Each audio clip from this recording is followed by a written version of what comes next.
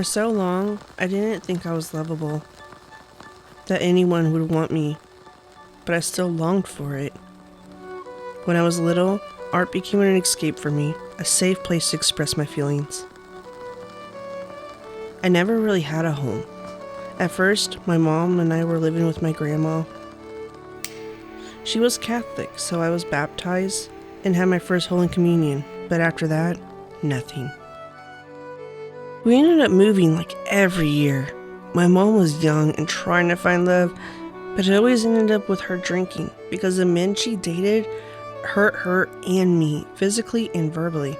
I know she meant no harm, but over the years, I began to resent her and I also lost my faith. When I was old enough, I moved out, but ended up following in her footsteps, looking for love in the wrong places, until Brad. I remember the first time we met. I loved his smile, his gentleness. He made me feel safe, but shortly after we started dating, I found out I was pregnant.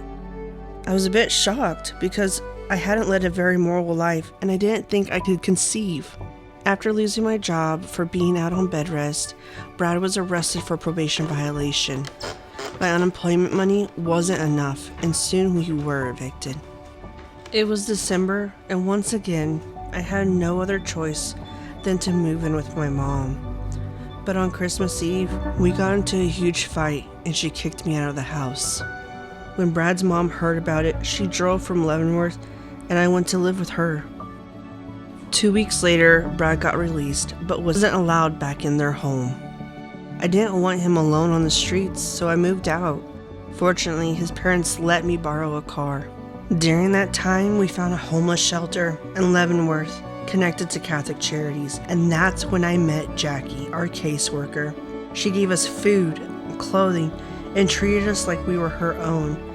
I still feared our greatest need would not be met in time, a home. Although Brad had work, landlords didn't want to rent to us because of his evictions. I had always been strong because I had to be. But there was no way I would expose our child to homelessness. I love this precious life inside of me so much, but I knew adoption would give my child a life I never could. It was at my lowest point that I received news that almost caused me to faint. Jackie had found a place. Because of the support of Catholic Charities, we now would be safely housed, and I would be able to keep my child. I still remember when the landlord asked for the first month's rent up front.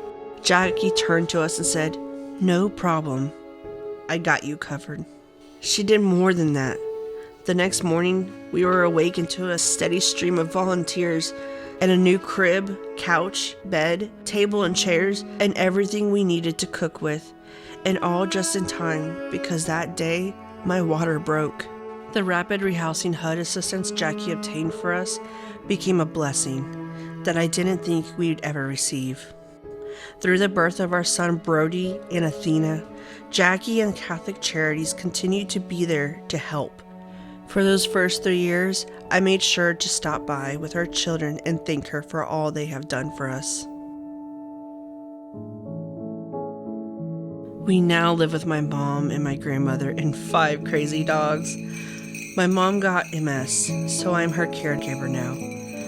I've not only forgiven her, but Christmas Eve is now my favorite night of the year.